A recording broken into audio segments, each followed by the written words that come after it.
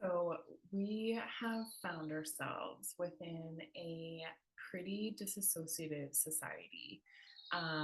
There's this kind of big dissonance between being in our emotions, being able to feel our feelings, but feeling like it's gotten to a point where we can't not deal with the things that are going on.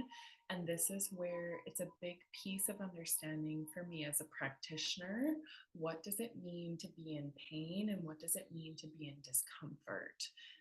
Whether this is pain or discomfort within the mental body, the physical body, the emotional body, to really understand this differentiation. Because when we talk about trauma therapy, when we talk about these different modalities of really needing to confront and be in reverence and acceptance of our experiences that our body is obviously holding on to, there's a huge difference between being in pain and being in discomfort.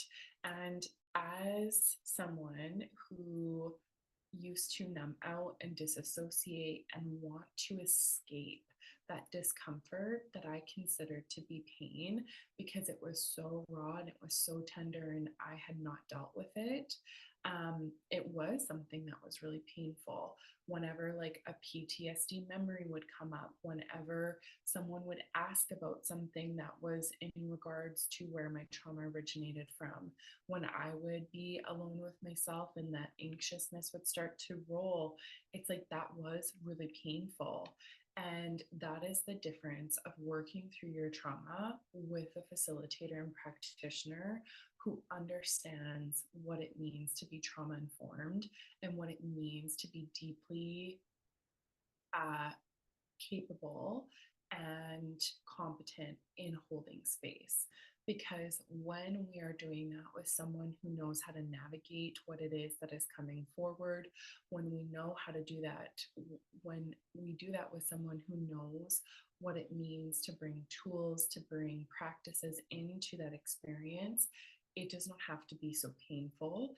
Is it uncomfortable? Is there discomfort? Absolutely, because we are engineered and programmed within society to not want to be emotional in front of others, to not be too vulnerable, to not want to be a burden by sharing our deepest truths. And there is definitely a piece of that that can be uncomfortable. And I often have people who walk into my office and all of a sudden start to feel tearful, start to feel those emotions rolling. They're like, I don't even know why I'm crying already. And there's a part of that that it's the body already recognizing the space that is being held just by being in the room without us even needing to start, because there is a huge amount of intention and work that I do behind the scenes in order to ensure that the body, the mind, and the spirit are held while you come to see me. And I hear it every single time, people saying, I wish I didn't wait so long. I wish I hadn't been so afraid. I wish I hadn't been so resistive to wanting to deal with this because it was worth it. The discomfort that we can cry together, that we can laugh together, that we can really be in sacred space together is something that I will never find the right words to be able to explain, because it is something beyond words. It's a feeling, it's a sensation, it is something that is different for everyone. And it is something that I feel so humbled and honored every single day I finish a session, whether I'm working with young children, whether I'm working with pregnant mamas, whether I'm working with women of all ages, of the maiden, the mother, and the crone, whether I'm working with men who deeply understand themselves and come forward to step into session with me. Every single time I just walk out of a session being so honored that people are willing to show up and let themselves be held. So there's a part of this that I hear questions of like, well, am I going to cry? Is it going to be hard? Is it going to be these things? And that's our mental body, our ego trying to keep us safe, trying to make sure that we're prepared, trying to make sure that this is something we can manage. And it's something that it will be uncomfortable. More than likely, it will be uncomfortable, but I will tell you, it will be worth it. It will be worth the time. I had a 12-year-old little boy here last week, And I saw his sister yesterday, and he in the session was quite silent, didn't feel comfortable talking about things, really tried to fight his emotions, kept kind of closed off. But then when we got further into the session, he started to open up. And then when we got into the body work, he gave me full consent and permission, and his body felt so much better after. And he got in the vehicle with his mom after session and was like, oh my goodness, how does this lady know these things? How did she know that I feel those things? She didn't even have to have me answer the question. She already knew the answers.